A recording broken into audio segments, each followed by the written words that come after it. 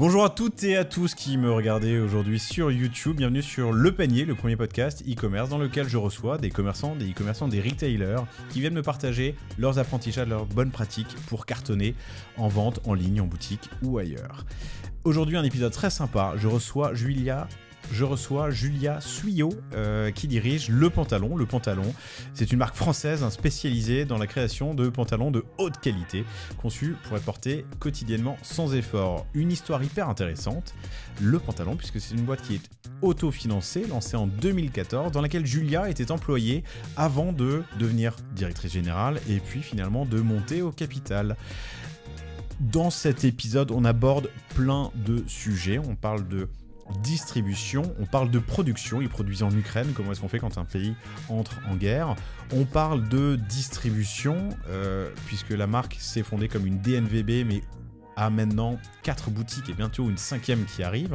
On parle d'une marque qui à la base faisait un chino monoproduit pour les hommes, et qui s'est lancé maintenant avec un vrai vestiaire, et surtout qui a rajouté la femme en 2 fois, puisqu'ils l'ont d'abord lancé en 2019, sans que ce soit un succès, mais plein d'apprentissage pour le relancer finalement en 2021, et là c'est un véritable carton. Bref, plein d'autres sujets qu'on va aborder dans cet épisode, que je vous invite évidemment à écouter, et n'oubliez pas surtout de vous abonner pour ne rater aucun des prochains épisodes. Bonne écoute.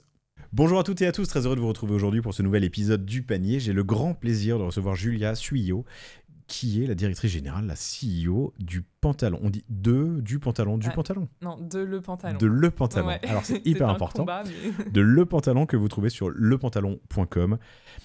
Qui peut être un sujet international, mais on en parlera plus tard. Le Pantalon, c'est une marque française spécialisée dans la création de pantalons de haute qualité, conçus pour être portés quotidiennement et sans effort. Exactement. C'est avec mes mots. Je veux bien que tu rapproches un peu le micro de ta bouche. Comme ça, c'est mieux. C'est parfait. Ouais. C'est une boîte qui a été fondée par Olivier Godéchou en 2014, rejoint par Thibaut en 2015, dans laquelle tu es arrivé en 2018 pour prendre en charge la communication, le marketing. Ouais. Tu es passé PDG en 2021, 3 ans plus tard. Tu es monté au capital quelques années plus tard aussi. Ça fera un sujet très intéressant à voir. Pourquoi, comment et dans quelles conditions. On parlera du Covid, qui a été une épreuve forte entre 2018 et 2021, ta prise de poste en tant que CEO. On parlera aussi de vos 10 ans, parce que les 10 ans, après une phase un peu difficile en 2023, vous êtes entré dans une phase de transformation. Tu m'expliqueras pourquoi et sur quel chantier vous vous êtes lancé. Non, tu m'expliqueras, je vais dire les chantiers et on détaillera, mais la plateforme de marque, la refonte du site, l'outil de production et la distribution. Vous êtes autofinancé depuis le début, hyper intéressant. Aujourd'hui, vous faites 4 millions d'euros de chiffre d'affaires. Et contrairement à pas mal de marques que je reçois sur le panier et qui me disent « je suis autofinancé, je fais tant de chiffre d'affaires, j'ai jamais dépensé 1 euro en pub », vous avez investi en achat média pour la croissance. Vous investissez aussi dans des boutiques, puisque vous avez aujourd'hui 4 boutiques et une 5e qui ouvre dans quelques jours, qui sera peut-être ouverte à la sortie de cet épisode à Lille. Et voilà, ça nous fait pas mal de sujets hyper intéressants à aborder. Vous produisiez en Europe de l'Est. La guerre en Ukraine a forcément eu un impact. On en parlera. Et non, il y a un autre sujet super intéressant qu'on retrouve aussi souvent sur le panier. C'est le lancement de la femme. Enfin, le lancement de collection pour la femme, pardon, que vous avez lancé 2 fois, et tu m'expliqueras exactement, pourquoi. Parce qu'à l'origine, on est une marque vraiment 100% masculine, et on a voulu se développer sur le segment femme, parce qu'on est quand même une marque monoproduit. On fait que du pantalon, ou quasiment que du pantalon. Donc, au bout d'un moment, forcément, on cherche les leviers de croissance. C'est pas une évidence quand on va sur le site. J'ai l'impression qu'il y a une... tu vois... on a une offre quand même qui est à... Des surchemises, des t-shirts, des accessoires, entre autres. Ouais, en fait, ça, c'est un vrai sujet, ce sujet du monoproduit. Moi, j'ai la conviction forte qu'il faut qu'on reste monoproduit, parce que c'est notre valeur ajoutée, c'est notre différenciation, et que si on développe tout de suite un vestiaire complet, on se différencie un petit peu moins de la concurrence. Donc je suis très attachée à ce côté monoproduit. En plus, on s'appelle Le Pantalon, donc forcément on est des spécialistes de ce sujet. Après, forcément, quand on est monoproduit, au bout d'un moment on a un certain plafond de verre, et donc du coup on s'est plusieurs fois posé la question de est-ce qu'on développe l'offre, est-ce qu'on développe un vestiaire complet. La réponse qu'on a trouvée à ça, c'est on s'autorise à développer d'autres produits, mais qui restent des accessoires au pantalon. Donc par exemple, On a tout ce qui est ceinture, chaussettes, caleçons, des t-shirts ultra basiques. Et parfois, on fait même un pas de côté en allant sur de la surchemise. Mais par exemple, les surchemises sont faites dans des matières de pantalon. Donc on essaye de toujours raconter une histoire autour du pantalon. Et surtout, ce qui est hyper important, c'est que le pantalon, ça reste notre pièce forte, notre savoir-faire. Et c'est marrant parce que ton best-seller 2014 était ton best-seller 10 ans plus tard, non ? Ouais, exactement. Sur l'homme, il n'y a pas beaucoup de variations. Notre top vente de 2014 est quasi identique à celui de 2024. Avant de nous lancer dans cet épisode, je fais juste un petit coucou à Paul-Louis Bénard de Payplug qui a permis cette intro. Payplug, solution que vous utilisez. Oui. Et que vous utilisez toujours. Ouais. Après plusieurs refontes, ça fera partie aussi des sujets. Oui, c'est un de nos partenaires historiques avec qui on aime travailler. Bon, formidable. C'est quoi le pantalon ? La marque ? Comme tu l'expliquais, le pantalon, c'est une marque de basique. Ce qui est hyper important, c'est qu'on ne se positionne pas comme une marque de mode. Notre volonté, c'est vraiment d'équiper un maximum de personnes en pantalon et de démocratiser la qualité. Donc, la mission de départ, c'est de proposer des produits de qualité à un prix qui soit accessible. Et c'est pour ça qu'en 2014, lorsqu'Olivier a fondé la marque, il a opté pour le modèle DNVB, donc une distribution directe auprès de nos clients, ce qui était beaucoup moins démocratisé à l'époque, on en entendait un petit peu moins parler. On était aussi très focus sur le digital, c'était la volonté de départ d'être vraiment une marque web. Là-dessus, on est un petit peu revenu sur cette volonté en ouvrant des boutiques assez rapidement, parce que c'était aussi La première boutique, c'était quand ? 2017. 2014, la création de la marque, et 2017, la première boutique.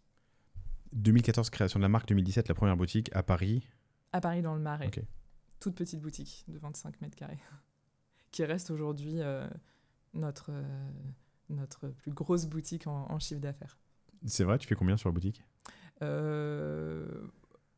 Aujourd'hui, on ne communique pas sur exactement le chiffre, mais pour donner une estimation, aujourd'hui, elle représente le double de nos boutiques, des autres boutiques, en termes de chiffre d'affaires. Ok. Et les boutiques, c'est, ça tu me l'as dit et on le dira, c'est 45% aujourd'hui du chiffre d'affaires. Oui, exactement. C'est ça, hein, très bien. Cool, tu les rejoins en 2018 pour prendre en charge la communication. Olivier et Thibaut sont associés depuis 3 ans à ce moment-là. Arrive le Covid. Ouais. C'est loin derrière, mais raconte-moi en quelques mots comment vous l'avez vécu. Les premières heures, les premiers jours du Covid, je pense comme tout le monde, dans un climat assez anxiogène et surtout avec ce gros point d'interrogation sur ce qu'il allait advenir du business. À l'époque, on avait 2 boutiques, parce qu'on a eu la bonne idée d'en ouvrir une en janvier 2020, donc 3 mois avant le Covid. Ok. Et en plus, c'était en pleine période, je ne sais pas si tu te souviens, il y avait beaucoup de grèves de transport à Paris. Donc vraiment, les débuts de cette boutique ont été assez compliqués. Et finalement, le Covid a été, en tout cas pour la marque, plutôt positif, parce qu'il y a eu un gros boom du e-commerce. Les gens, il a fait très beau à cette période, les gens n'étaient pas forcément équipés, notamment en Bermuda, et nous, une grosse partie de notre offre l'été, c'est du Bermuda. Donc ça a été une période, on a eu de la chance sur ce point, qui a été dynamique d'un point de vue e-commerce. Ce qu'ont vécu beaucoup de marques, c'est une accélération, baisse des coûts d'acquisition, parce que les grandes marques, les grandes sociétés, disons, avaient ralenti leur investissement, donc les coûts baissaient. Ouais. L'après-Covid, hein. Alors, l'après-Covid a été un petit peu plus... cette bulle, on va dire, e-commerce a quand même duré un temps après le Covid. L'après-Covid, chez nous, il a été marqué par le fait qu'il a fallu gérer toutes les périodes où il y avait des couvre-feux, des confinements. Et comme on avait des boutiques, cette période-là était un petit peu plus compliquée à gérer. Il y avait aussi un sujet d'équipe, de maintenir l'équipe fédérée autour du projet alors qu'on ne se voyait plus, et qu'avant le Covid, on avait moins l'habitude de faire du télétravail. Donc, il y a eu tous ces sujets-là. Mais ensuite, le retail a repris une place importante dans notre chiffre d'affaires. L'e-commerce, les coûts d'acquisition ont fortement augmenté. Nous, comme on est une marque qui est autofinancée, comme tu le disais, on est hyper vigilants à notre rentabilité. Et donc, du coup, quand on a vu cette explosion des coûts d'acquisition post-Covid, on a plutôt eu la démarche de se dire on ralentit l'investissement, on ne le gèle pas totalement, mais on ralentit de manière importante pour voir comment ça se passe. Ce qui nous a permis d'aborder la situation de façon sereine d'un point de vue financier et de ce point-là, c'était une bonne décision. Après, forcément, ça a eu un impact sur l'acquisition et au bout d'un moment, on a eu un vrai sujet où on ne faisait plus assez d'acquisition, on vivait trop sur nos clients existants. Et quand on est une marque qui se veut monoproduit, qui veut aussi vendre des produits de qualité, donc qui vont durer dans le temps, au bout d'un moment, ta base devient aussi suréquipée. Et donc... il faut aller en conquête d'élargir son audience. Voilà, le post-Covid, ça a été, après cette phase où on a vraiment ralenti l'investissement, il a fallu reprendre un rythme d'acquisition. Je m'arrête à un moment là sur janvier 2021 où tu deviens PDG. Oui. Donc les fondateurs, pourquoi ? Qu'est-ce qu'ils font ? En fait, donc à l'époque, je m'occupais de la communication et du marketing. Ouais. On était une toute petite équipe. Et Thibaut et Olivier, du coup, avaient chacun des projets d'autres entreprises à côté. Et ils ont voulu mettre la boîte en gestion. Donc, ils ont cherché un ou une directrice générale. Et c'est à ce moment-là qu'ils m'ont proposé de reprendre cette mission. Pourquoi toi ? Parce que... Alors, je m'occupais effectivement de la communication, ce qui n'a rien à voir avec gérer une boîte. Après, dans mon parcours précédemment, j'avais toujours eu envie d'entreprendre. J'avais déjà eu des expériences entrepreneuriales. Je pense qu'ils l'ont senti aussi dans ma manière de gérer les choses. J'allais un petit peu plus loin que uniquement mon scope. J'étais hyper intéressée par tous ces sujets et surtout... Je pense que j'ai une grande capacité à m'investir dans les projets et à être un peu entrepreneur au sein de l'entreprise. Et ça faisait 3 ans que tu connaissais la boîte, fond en comble. De fond en comble, que j'étais vraiment animée par le sujet. Et je pense que ça s'est ressenti et ils m'ont proposé ce...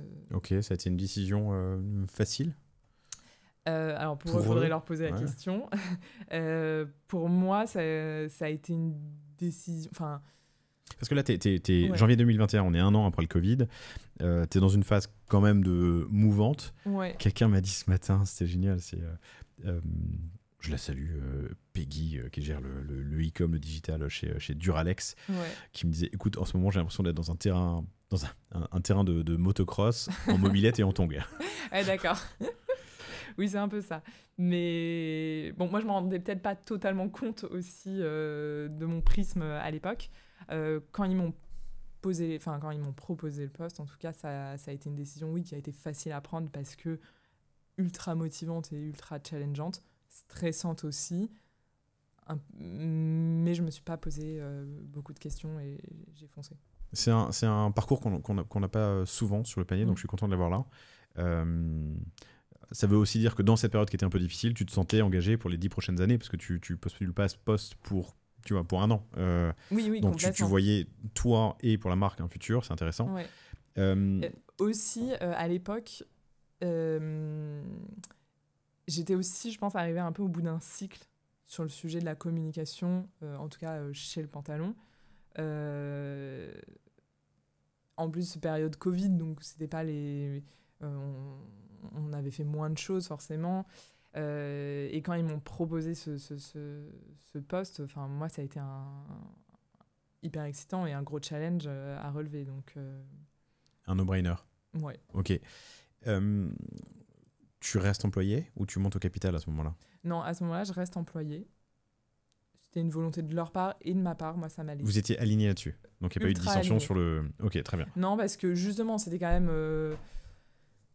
c'était quand même un challenge. Je ne savais pas comment ça allait se passer et eux non plus. Donc, on a préféré partir sur ce format-là pour se laisser aussi la flexibilité de se dire que si ça ne fonctionnait pas, on n'était pas mariés. Vous n'étiez pas mariés. Ensuite, tu as plein de mécaniques qui te permettent de gagner sûr. Des pourcentages au fur et à mesure. En fait, on savait que la question se poserait au bout d'un moment, mais moi, en quelque sorte, ça me rassurait aussi de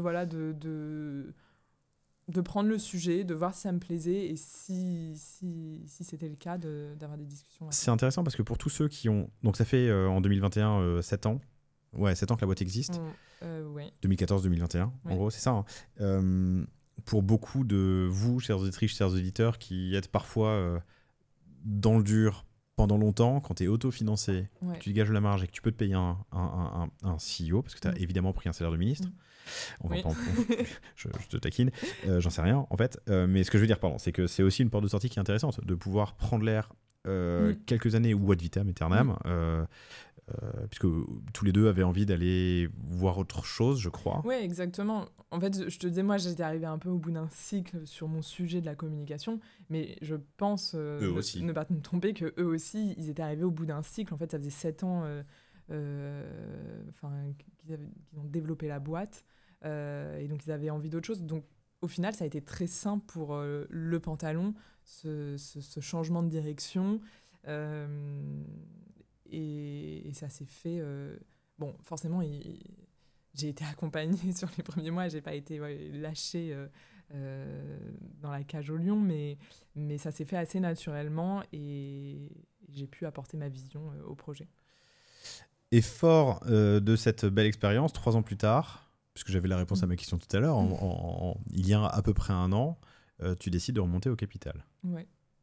Pourquoi et comment ça s'est fait ? Parce que, donc du coup, le challenge s'est avéré concluant et positif parce que je me suis ultra épanouie dans ce poste.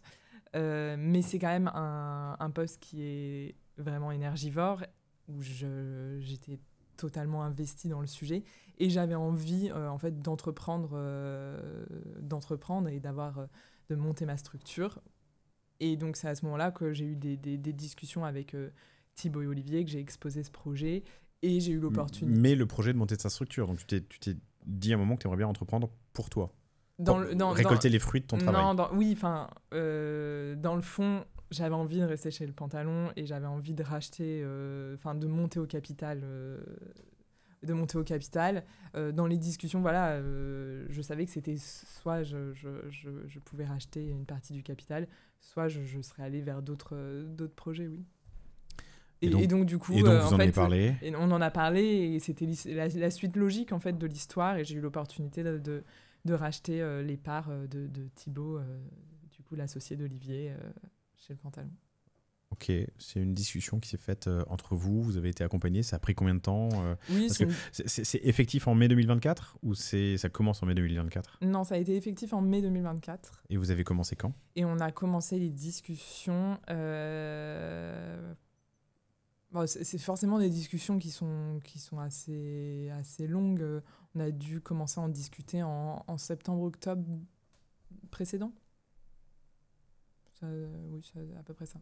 Et c'est un timing qui semble assez correct. Dans ce parcours donc, d'employé à PDG à shareholder, enfin présente au capital, donc maintenant il n'y a plus que Olivier et toi au capital ? Oui. Ok. Si tu prends un peu de hauteur et de recul, est-ce qu'il y a des choses que tu aurais fait différemment et quels conseils tu peux donner à ceux qui nous écoutent et qui sont peut-être dans des situations similaires où ils ont l'impression de ne pas porter les fruits ou pas récolter les fruits peut-être de l'investissement, de l'impact du travail qu'ils fournissent ? Je pense que ça va peut-être être un peu bateau, mais que ce qui est hyper important dans ce genre de format, mais en fait même dans toute relation, c'est vraiment d'en discuter et de communiquer autour de ça. Quand j'ai eu cette frustration, on va dire, que la boîte ne m'appartienne pas et que j'avais besoin d'entreprendre de cette façon, j'en ai parlé du coup à Thibaut et Olivier et en fait les choses se sont faites assez naturellement. Mais oui, si j'ai un conseil, ce serait vraiment de communiquer parce que c'est la clé. 2023, une année un peu difficile. Croissance molle, même pas de croissance. Non, même pas de croissance, okay. Plutôt même un peu de décroissance. Vos comptes ne sont pas sur Papers, mais vous êtes rentable ? Oui, on est rentable. Vous êtes rentable, vous avez forcément été rentable parce que vous êtes autofinancé, mais vous avez été rentable chaque année ? Oui, on a été rentable chaque année, on a toujours réussi à préserver la rentabilité. Mais 2023 a été une année assez compliquée parce que ça a été la première année où justement on n'a pas fait de croissance et on a même fait un peu de décroissance. Et puis c'est surtout une année qui a été assez compliquée sur des sujets structurants. Je sais pas si tu veux qu'on rentre. Vas-y. Tant que je dis rien, t'avances. Ok. Oui, on a eu des gros sujets, des sujets qui ont pris énormément de temps à l'équipe, notamment des sujets logistiques, donc de remettre notre logistique au carré, des sujets production, parce que post-Covid, ça a été ultra compliqué, et on en discutait tout à l'heure, mais à l'origine, on produisait beaucoup au Portugal et beaucoup en Europe de l'Est, parce que la spécificité de notre chino, c'est qu'il a des finitions de type finition de pantalon de costume, donc des finitions sartoriales. Et, Définition sartoriale. Voilà, Okay. c'est un type de finition de pantalon qui s'apparente plus du coup à un pantalon de costume.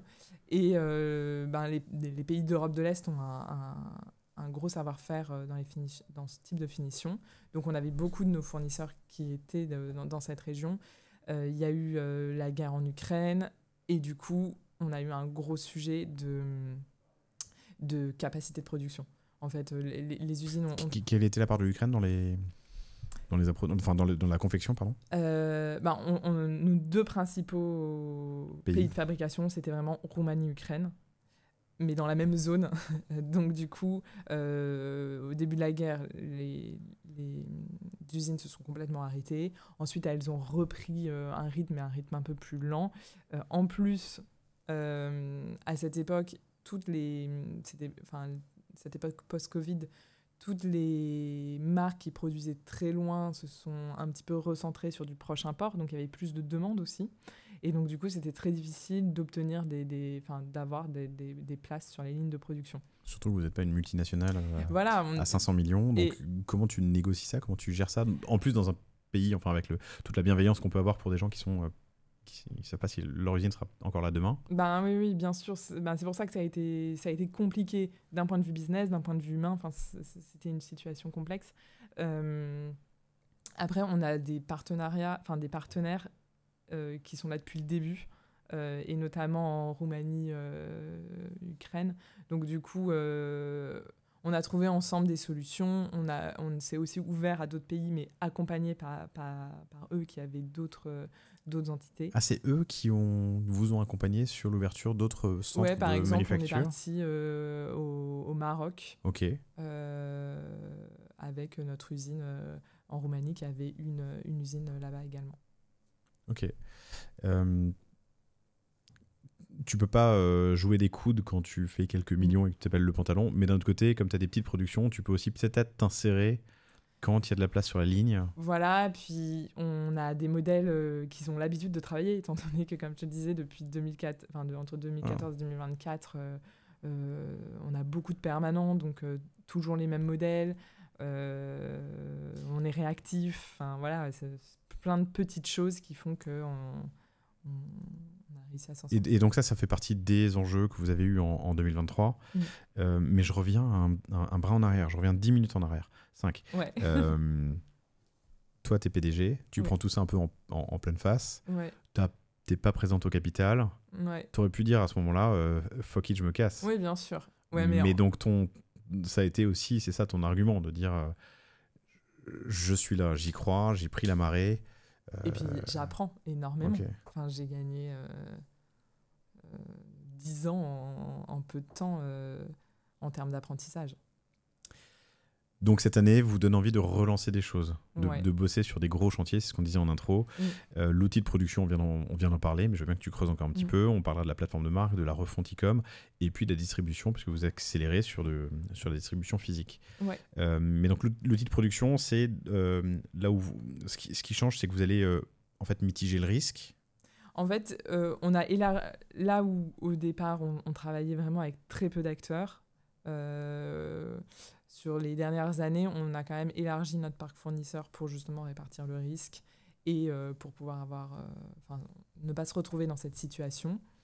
Après, on a seniorisé notre équipe produit et l'année 2024, du coup, a été marquée vraiment par une restructuration totale de notre offre. Vas-y. Voilà, parce que justement, on a notre produit phare qui est le chino. C'est vraiment le produit qu'on a lancé est aujourd'hui encore le produit qu'on vend le plus. Et donc, du coup, on l'avait beaucoup décliné. Et au bout d'un moment, comme je t'ai expliqué, il y avait ce sujet aussi de suréquipement de notre base client et ce besoin d'aller faire de l'acquisition de nouveaux clients. Donc, l'acquisition de nouveaux clients passe évidemment par le marketing, évidemment, mais aussi par l'offre. Et on a retravaillé notre offre pour, là où on avait 80% de produits permanents, de réduire un petit peu cette gamme de permanents pour qu'elle reste toujours très majoritaire dans notre offre, parce que c'est l'ADN de la marque et c'est ce qui fait qu'on est le pantalon. Mais on a un petit peu réduit le nombre de références pour laisser de la place à des nouveautés et pour pouvoir proposer d'autres types de pantalons qui puissent venir réactiver notre base client, qui est peut-être un petit peu suréquipée en chino. Quand tu as 7-8 chinos, tu as envie d'autre chose. Et aussi de pouvoir aller faire de l'acquisition d'une autre typologie de client qui n'est pas forcément client de notre produit chino et qui peut quand même être client le pantalon. Avec du jean chez la femme, mais peut-être aussi chez l'homme. Oui, chez la femme. Oui, chez l'homme aussi. Ouais. Oui, chez l'homme aussi. Après, chez la femme, ce qu'on vend le plus, vraiment, c'est le jean. Devant le chino. Oui, largement. Ok. Le jean chez la femme et le chino chez l'homme.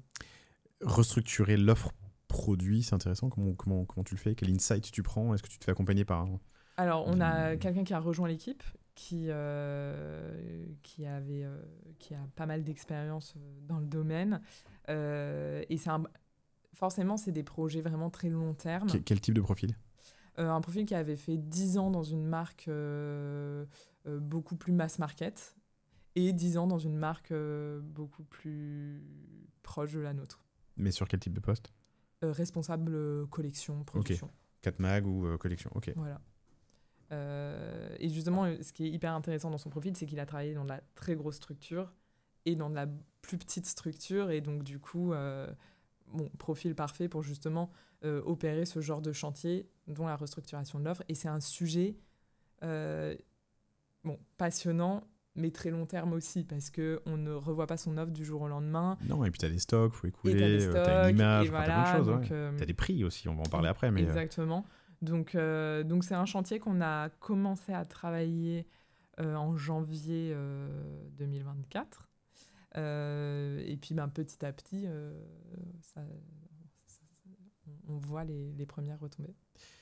On va parler du prix, on va parler de la femme, parce que dans l'offre, il y a ça. Mais sur le prix, comment est-ce que vous l'avez posé? Comment vous le testez? Quelle est l'élasticité que vous... Alors, il y a eu un prix de départ. En fait, notre problème vis-à-vis du prix, c'est que, comme je le disais, on a une énorme partie de notre offre qui est des permanents, qu'on vend depuis 2014, qu'on reconduit chaque année. Et donc, forcément, là-dessus, on n'a pas beaucoup de flexibilité sur le prix. Post-Covid, il y a eu énormément d'augmentation sur les matières, sur la main-d'œuvre, sur tout. Donc, on a été obligé de l'impacter à 2 reprises sur notre prix. Mais sinon, comme on a opté pour un modèle DNVB, donc en distribution exclusive de nos produits, ça nous a permis de squeezer la marge wholesale. Et donc, du coup, ça nous permet de proposer un prix on essaye de le rendre le plus accessible possible. Un prix juste. Un prix que vous jugez juste. Exactement. Qui a évolué avec le temps? Qui a un petit peu évolué avec le temps, oui. Ok. Le gros point faible de ce modèle, c'est que du coup, ça nous coupe de la distribution wholesale et qu'on est contraint d'être vraiment dans une distribution exclusive de nos produits. Si tu maîtrises toute ta chaîne, tu peux pas rogner sur ta marge pour aller en distri? En tout cas, pour l'instant, on l'envisage pas. Ok. Peut-être, je ne dis pas jamais, mais pour l'instant, c'est pas le modèle. Vous avez lancé la femme en 2019, donc ouais. Un an après ton arrivée. Ça n'a pas très bien marché, vous l'avez relancé en 2021. Qu'est-ce qui s'est passé en 2019? Alors... Pourquoi déjà vous avez lancé Alors, comme je te le disais, à l'origine, si on l'a lancé, c'était parce que ça fonctionnait bien sur l'homme. À l'époque, on faisait vraiment 100% que du pantalon. On avait peut-être des chaussettes, des ceintures, mais ça restait quand même vraiment très focus pantalon. Et on s'est dit, un levier de croissance, ça va être de faire la femme. Là, avec du recul, notre erreur, ça a été de nous dire, ce qui fonctionne bien chez l'homme, on va dupliquer, on va le faire sur la femme. Or, on avait un petit peu occulté le fait que l'homme et la femme n'ont pas du tout les mêmes comportements d'achat et que du coup, ça ne se travaille pas de la même façon. Donc, il y a eu ce premier élément. Bon, on l'a lancé une première fois en 2019. On l'a lancé en collaboration, enfin, on a fait une opération de communication à l'époque avec Caroline Receveur. Comment vous êtes allé la chercher ? Eh ben, on avait ce projet de lancer la femme. On voulait le faire de manière un peu... Enfin, imaginez une opération de communication collaborative avec une grosse avec une influenceuse, avec une grosse communauté. D'imaginer un peu ensemble un modèle, voilà, et puis ensuite de le lancer ensemble, de faire un shooting avec cette communauté. Donc il y avait une prise de participation, il y avait du revenu sharing, il y avait, non, quel était le modèle on a rémunéré la co-création. Et du coup, on l'a lancé en 2019. Un prix fixe ? Ouais. Ok. Voilà, donc ça a été une opération qui, sur le moment, commercialement, a été une bonne opération parce que c'était la première fois qu'on prenait la parole sur cette cible femme. Forcément, ça a été un gros boost en termes de notoriété. Ça nous a permis de vendre beaucoup de pantalons dont on n'aurait pas eu la capacité de les vendre juste avec notre force de frappe. Donc ça a été une bonne opération sur le moment. Et ensuite, avec un petit peu de recul, c'était une cible qui était un peu plus jeune que notre cliente en fait aujourd'hui. Et c'est une cible qui était assez promophile.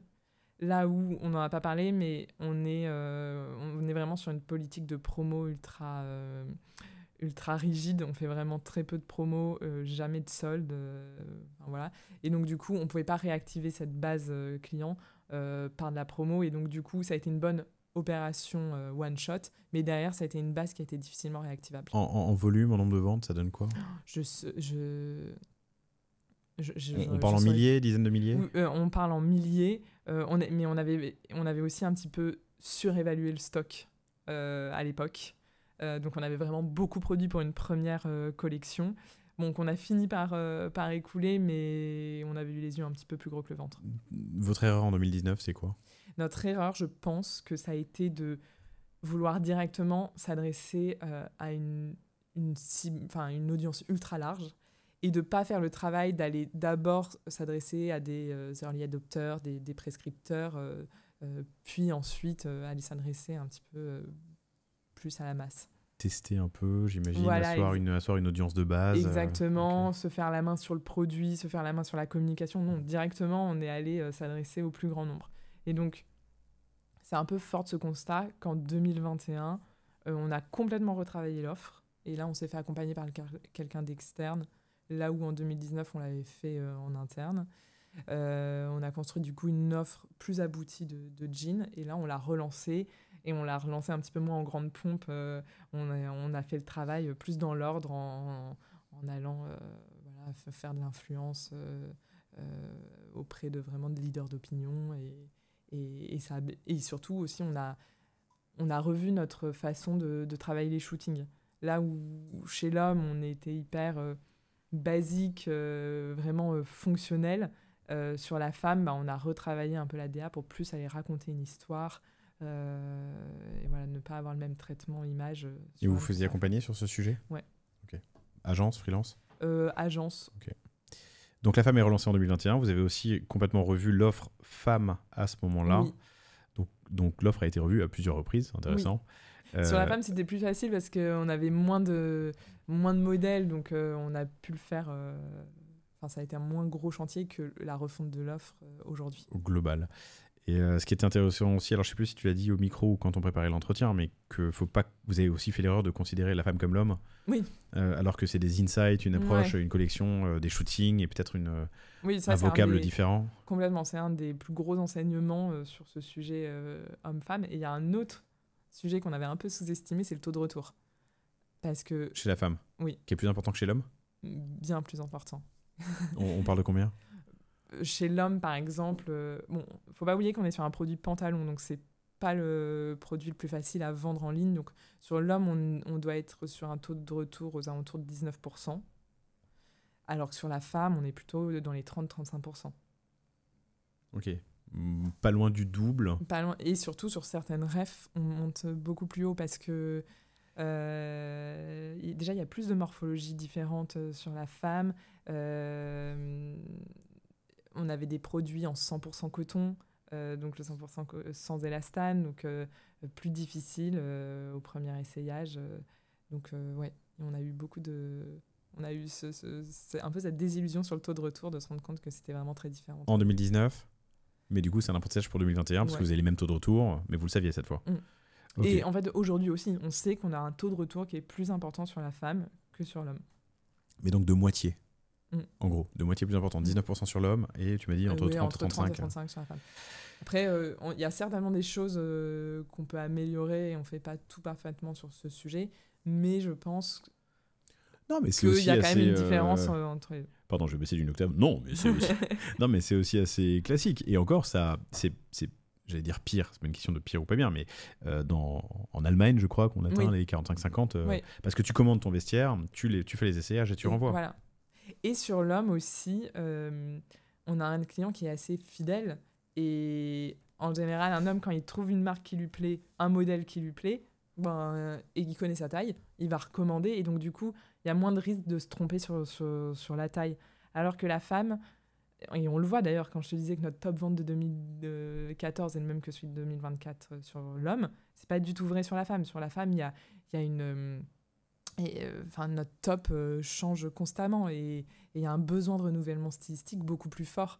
Et donc du coup, forcément, même une cliente qui va être fidèle chez nous, elle va pas racheter tout le temps la même coupe. Et donc du coup, entre deux coupes, parfois, il y a un taux de retour. Je comprends, intéressant. Lancement de la femme en 2019, relancement en 2021, cette fois c'est bien, restructuration de l'offre de la femme en 2021, restructuration globale de l'offre en 2024, ça c'est pour la partie produit et prix. On a parlé de la production, on n'a pas parlé d'appro, il y a quelque chose à dire? C'est-à-dire sur les matériaux? Oui. C'est vous qui choisissez ou c'est la manufacture? On fait les deux, mais c'est beaucoup de nous qui choisissons les matières. Pareil, post-Covid, il y a eu un gros sujet sur le coton bio, avec des pénuries, des hausses de prix importantes, et d'ailleurs un peu sur l'ensemble des matières. Mais oui, c'est un sujet qu'on traite beaucoup, on choisit beaucoup les matières, nous. Parmi les autres chantiers que vous lancez dans cette période-là, depuis 1 an et demi, il y a la plateforme de marque. Qu'est-ce que c'est une plateforme de marque? Tu viens de la com, toi? Oui, c'est ça. Exactement. La plateforme de marque, c'est la carte d'identité de la marque. C'est qui on est, quelle est notre différence par rapport à la concurrence. Et c'est un travail qui avait été fait à l'origine, en 2014, mais qu'on n'avait pas vraiment retravaillé au fil des années. Et en 2024, du coup, c'était les 10 ans de la marque. Et du coup, on a profité de cette date un petit peu marquante pour se réinventer, se rechallenger. Et on a ressenti ce besoin de retravailler et surtout de se faire accompagner pour retravailler notre plateforme de marque, pour se clarifier un peu les choses, revoir notre positionnement, surtout réaffirmer notre différence par rapport à la concurrence, et que ce soit clair déjà en interne. Et je trouve que ce travail a été hyper bénéfique pour l'ensemble de l'équipe, parce qu'en fait, c'est un peu un travail d'introspection. On se repose les vraies questions, on se rechallenge. Donc ça a été un travail qui a été bénéfique en interne, pour nos équipes en boutique, et puis aussi pour le client final, mais ça prend plus de temps parce que une fois qu'on a retravaillé la plateforme de marque, faut la communiquer auprès du client. Ouais, donc c'est des assets, c'est une refonte de site, on y vient dans un instant, c'est de la PLV, ou en tout cas de l'univers en boutique et d'expérience en boutique, c'est plein de choses. Ça a pris combien de temps, la plateforme de marque? La plateforme de marque, on a commencé à travailler en juin, mai-juin, et on a terminé le sujet en septembre. Oui, 3 mois, c'est très honorable. Ouais. Mais... Pas parce que en général c'est long, c'est juste que parce que en général, enfin parfois plutôt en interne, c'est pas évident de faire des choix. Oui. Là vous étiez 2 du coup, en gros, à choisir, plus les collaborateurs. Plus les collaborateurs, et surtout on a été très bien accompagnés.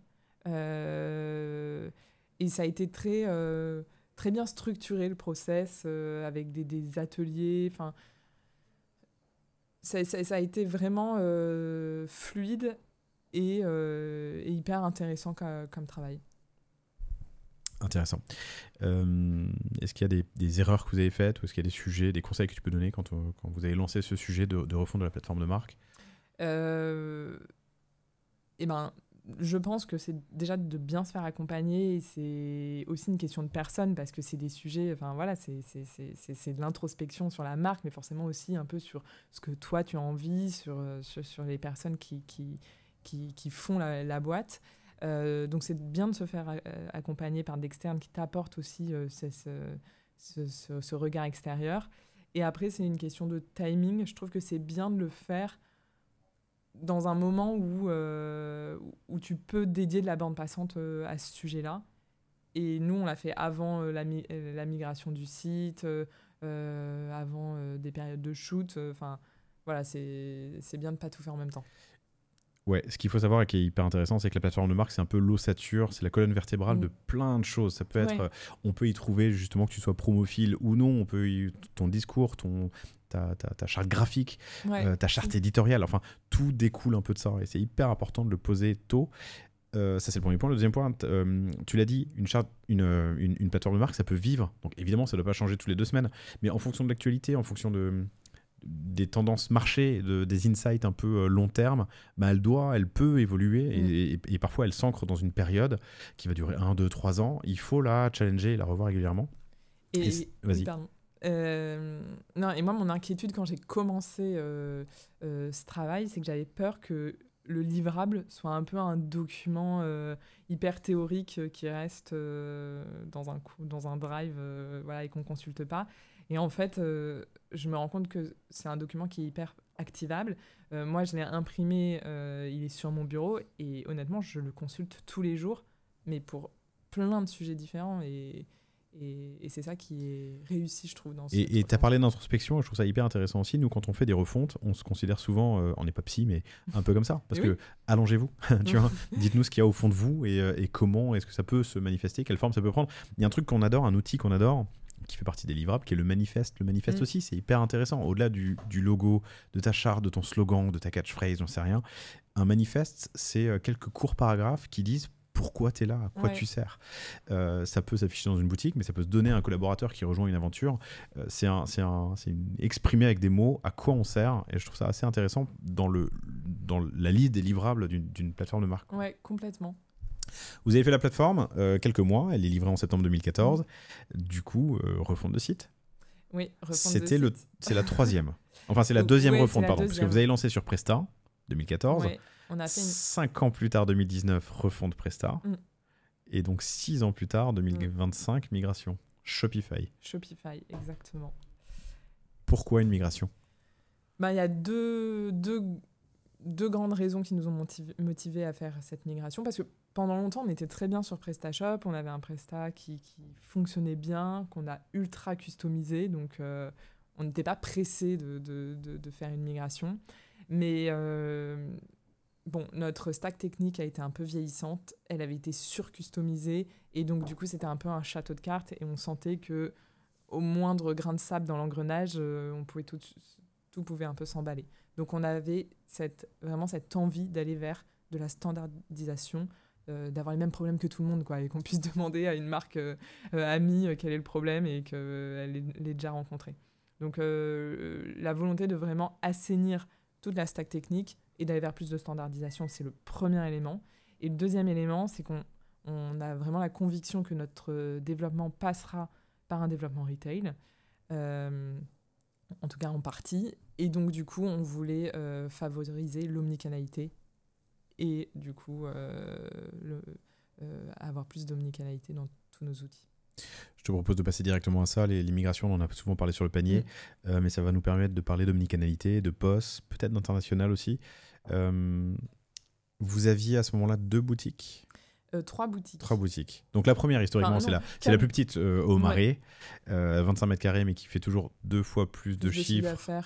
Au global ou au mètre carré ? Au global. Alors que les autres sont plus grandes ? Oui, on a Marais. Donc, tu as une rentabilité, un ratio, une productivité au mètre carré. Au mètre carré de la boutique Marais qui est assez incroyable. Ok. Après, on a ouvert Batignolles en 2020. Donc, Batignolles, c'est une plus grande boutique. Elle doit faire 60 mètres carrés, 70 mètres carrés. Ensuite, on a ouvert Abbesse en 2021, qui fait 45 mètres carrés. Et Lyon, qu'on vient d'ouvrir, mais c'est une semi-ouverture parce qu'on a pas mal de travaux à faire pour que l'expérience soit vraiment à la hauteur de ce qu'on veut proposer à nos clients. Et on fait les travaux en août. Donc là, on l'a ouverte un petit peu en mode pop-up. Pourquoi tu fais pas les travaux plus tôt ? Vous saviez pas la possibilité ? C'était pas le moment ? Autant les faire en août quand il y a personne ? Un peu des deux. Voilà, on pensait pouvoir être plus réactif sur la mise en place des travaux. In fine, on profite aussi de ces ouvertures pour un peu revoir notre concept boutique. Parce qu'à l'époque où nos boutiques parisiennes ont été pensées, on avait une offre qui était beaucoup plus courte. Aujourd'hui, on a un peu un problème de merch, on a du mal à exposer. Vous avez combien de rêves ? Combien de SKU ? C'est la question que je voulais pas qu'on me pose. Okay. Je n'ai jamais cette info en tête. Mais on a pas mal de références. Oui, dans 25 mètres carrés, c'est compliqué. Alors que quand tu as un chino et quelques coloris, pour un mec, enfin pour les mecs, et on a pensé nos boutiques, on n'avait qu'une offre homme. Aujourd'hui, on doit faire cohabiter une offre homme et une offre femme dans 45 mètres carrés ou 25 dans le Marais. Voilà. Okay. Donc du coup, honnêtement, sur les boutiques à Paris, je trouve que l'offre n'est pas lisible comme j'aimerais qu'elle le soit. Et c'est pour ça qu'on a revu un peu le concept boutique. Et donc, du coup, en fait, ça, c'est un peu comme la plateforme de marque. Ça prend du temps. On n'a pas voulu non plus se presser parce que c'est des gros investissements de faire des travaux. Donc, du coup, bon, voilà. Là, elle est ouverte de façon temporaire et on la fermera en août pour les travaux. Et quand vous écouterez cet épisode, chères auditrices, chers auditeurs, a priori, Lille sera sur le point d'ouvrir si elle n'a pas déjà ouvert. Voilà, exactement. Okay. Un peu sur le même concept. On ouvre et on fait les travaux en août. Comment tu testes ton concept de boutique, ton expérience client ? C'est-à-dire au quotidien. En boutique, ouais. Comment est-ce que vous l'avez pensé ? Où est-ce que vous allez ? Dans quelle direction vous allez ? Quels sont les marqueurs ? On a impliqué notre équipe terrain, déjà, dans la réflexion autour de ces concepts boutiques. Parce qu'au final, c'est eux qui connaissent le mieux nos clients, en tout cas nos clients boutiques, et leurs problématiques aujourd'hui. Ensuite, on a essayé de faire les choses dans le bon ordre et donc de penser à notre offre aujourd'hui et quelle sera notre offre demain pour pas justement créer un concept boutique juste qui va être bien à l'instant T. Et puis on s'est fait accompagner sur ce sujet par un architecte qui a l'habitude de faire des concepts boutiques. Et qu'est-ce qui a le plus évolué sur l'espace de ces... Donc 2017, la première boutique, donc ça fait 7 ans, 8 ans. Qu'est-ce qui a le plus évolué ? Est-ce qu'il y a des sujets au sein des boutiques ? Ouais. Non, je vois pas de... Les problématiques restent... Bon, il y a quand même eu ce sujet d'apporter la femme et donc du coup de réussir à avoir... l'équilibre, en tout cas, qu'elle soit présente. Quoi. Et que ce soit visible et compréhensible parce que honnêtement, un jean pendu sur un cintre, tu sais pas forcément si c'est un jean homme ou un jean femme. Donc il faut réussir à délimiter l'espace. Mais in fine, en boutique, c'est pas là où il y a eu le plus de chamboulements. Okay. Les problématiques restent les mêmes. D'être passé sur Shopify te permet d'accélérer, en tout cas, sur l'omnicanalité. C'est quoi votre degré de maturité sur l'omnicanalité chez Promstore Alors, le pick-up Non, on a encore beaucoup de marge de progression parce que on a fait cette migration sur Shopify, mais on vient de la faire. Le site a été livré il y a 15 jours. Donc, on est en train de tester POS dans certaines boutiques. Et l'objectif, c'est d'avoir le click and collect qu'on n'avait plus depuis un certain temps, c'est un peu la base, le click and collect, ensuite du ship from store, et puis voilà, on avait aussi beaucoup de problèmes de code promo qui étaient utilisables en boutique, sur le web, pas en boutique, et voilà, ça on veut uniformiser. Un commerce unifié. Exactement. T'avais quoi avant de passer à Shopify POS ? Je suis sur Fastmag. Ok, ouais. Je pense que tous ceux qui sont dans le textile avec des boutiques connaissent. Raconte-moi la mise en place ou la migration à Shopify POS. Honnêtement, oui, je peux pas tellement en parler parce qu'on est vraiment tellement au début. Mais vous avez déjà migré dans certaines boutiques ? Ouais, dans certaines boutiques. Pour l'instant, ça se passe très bien. Mais ça date quelles ont été les étapes ça date de la semaine dernière. En fait, contrairement à ce qu'on pensait, hyper fluide et hyper facilement. les vendeurs le prennent hyper facilement en main. Il y a un petit sujet d'outils où il faut qu'on adapte le matériel pour que ce soit compatible avec POS. Mais non, pour l'instant... Mais il faut pas grand-chose, pardon. Il faut une caisse à cache. Ouais, il faut la douchette, Ouais. il faut qu'elle soit compatible. Mais bon, non, honnêtement, pour l'instant, c'est un sujet qui se passe très bien. Donc c'est pas un sujet. Ouais, c'est pas un sujet. C'est pas un sujet de passer à Shopify POS. Non. Très bien. Enfin, pour l'instant, ça n'a pas été, pardon. Non, ça n'a pas été. Voilà. J'entends.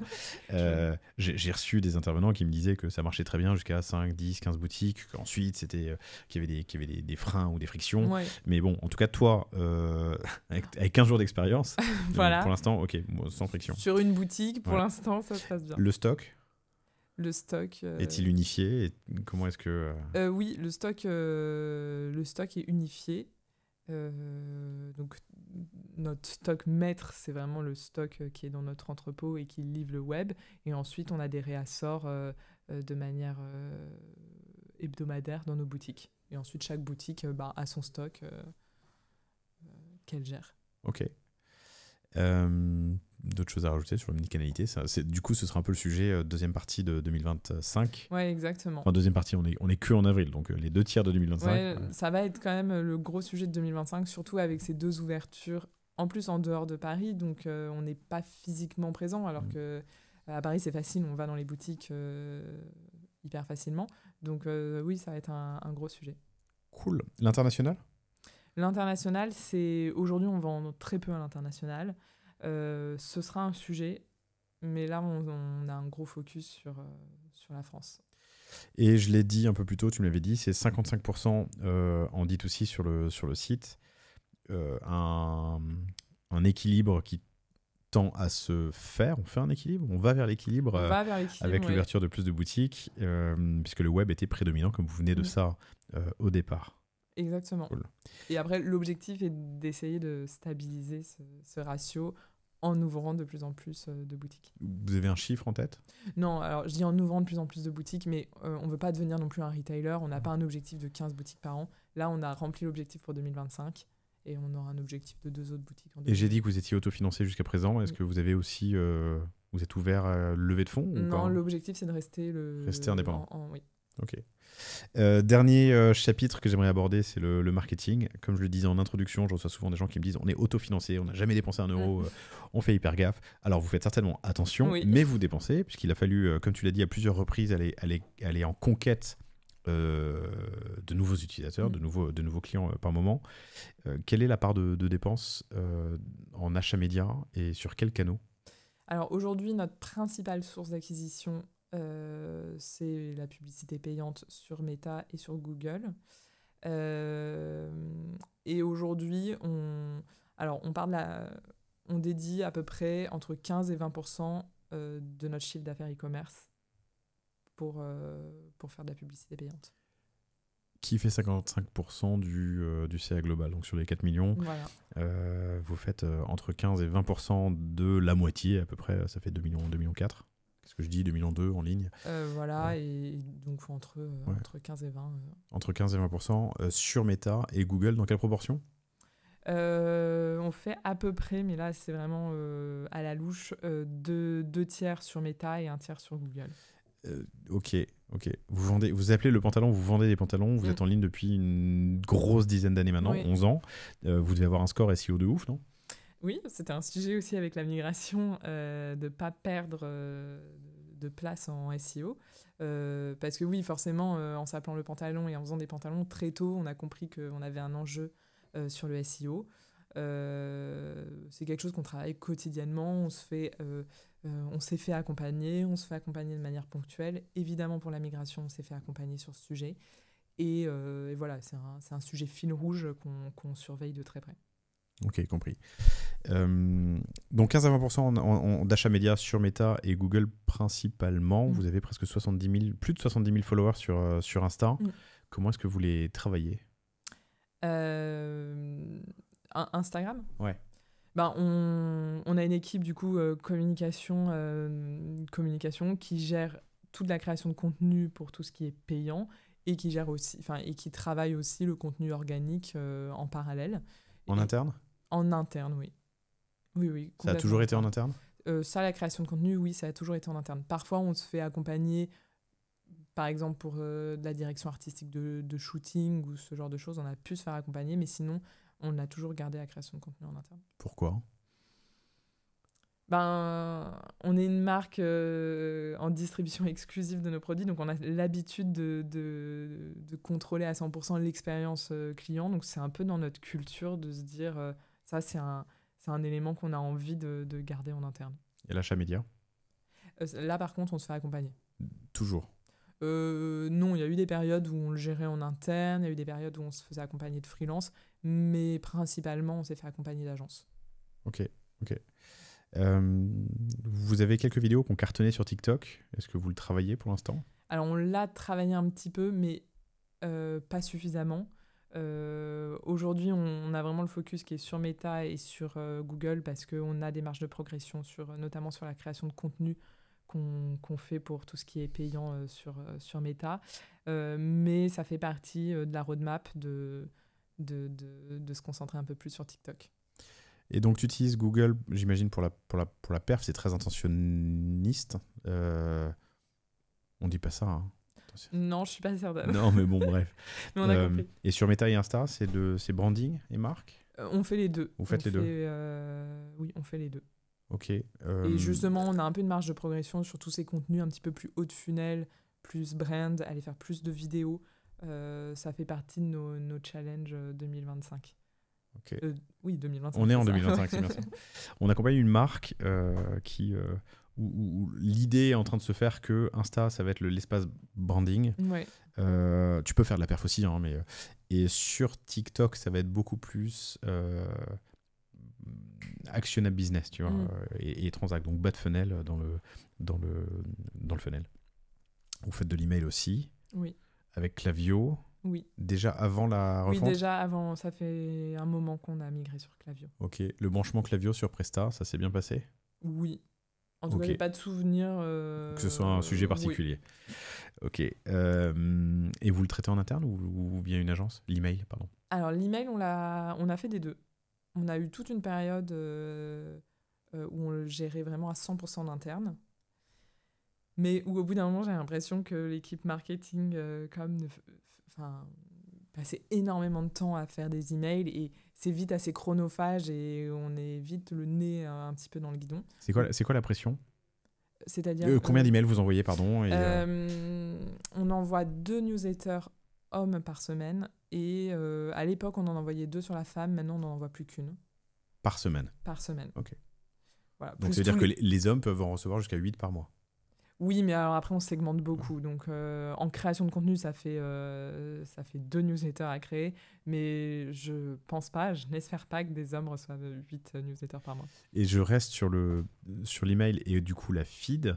On est sur un monoproduit, mais vous avez largement élargi depuis la gamme.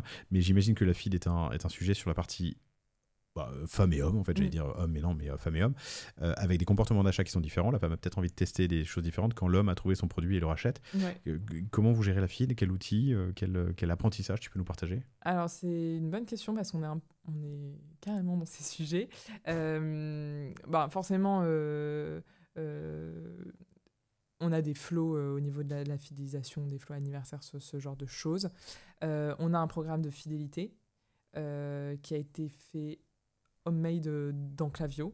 Là, avec la migration Shopify, on est justement en train de s'interroger sur utiliser une app pour rendre ça un petit peu plus fluide. Qui est-ce que vous regardez ? Alors, je ne regarde pas... Enfin, je vais te donner des mauvais noms. Ce matin, on avait Loyoli. Ouais. Très bien. Bon, mais tu sais quoi, on en parle dans un catch-up dans un an. Exactement. En tout cas, ça fait partie des sujets d'actualité. Ça fait partie des sujets parce qu'on n'a pas encore pris notre décision. Après, on est une marque, comme je te le disais, qui fait très peu de promos. On pousse pas non plus à la surconsommation parce que bon, tu achètes un chino bleu marine, un chino beige, au bout d'un moment... Est-ce qu'il y a une saisonnalité dans la couleur du chino ? Oui, c'est l'heure de l'apéro, c'est pour ça. Il y a une saisonnalité plus dans les matières. En été, tu vas utiliser du coton lin, en hiver, du velours. Mais on est une marque qui a très très peu de saisonnalité. Voilà, on a 2 mois un peu plus faibles que les autres, mais sinon on est assez linéaire. Ok, compris. Génial, passionnant. Et Payplug en PSP, je crois que je l'ai dit au début, mais vous l'utilisiez avant, vous l'utilisez Et on l'utilise toujours. Toujours. Génial. Qu'est-ce que je te souhaite pour cette deuxième partie, ces 2 dernières parties de 2025 ? Et de l'omnicanalité. Que le déploiement des nouvelles boutiques se passe bien, qu'on a un bon accueil dans les villes où on s'implante. Et que la migration continue de se passer sans de bien couac. se passer. On a fait une série spéciale sur l'omnicanalité avec Shopify que je vous invite à écouter, qui est hyper intéressante. C'est 5, 6, 7 épisodes de 5-10 minutes avec des insights assez forts. Julia Suillot, pardon. SUI2LAUD. Oui. Si vous voulez poursuivre la conversation sur LinkedIn, surtout n'hésitez pas. Et évidemment, allez sur lepantalon.com pour voir tous les produits dont on a parlé. Vous n'aurez pas 50% de réduction parce qu'il n'y a pas de réduction, il n'y a pas de promotion. Merci infiniment pour ta transparence et ta générosité. Je trouve ça très intéressant comme parcours. J'en avais pas eu beaucoup comme ça. Et merci. Merci à toi. Merci à vous toutes et tous et je vous dis à bientôt. Salut.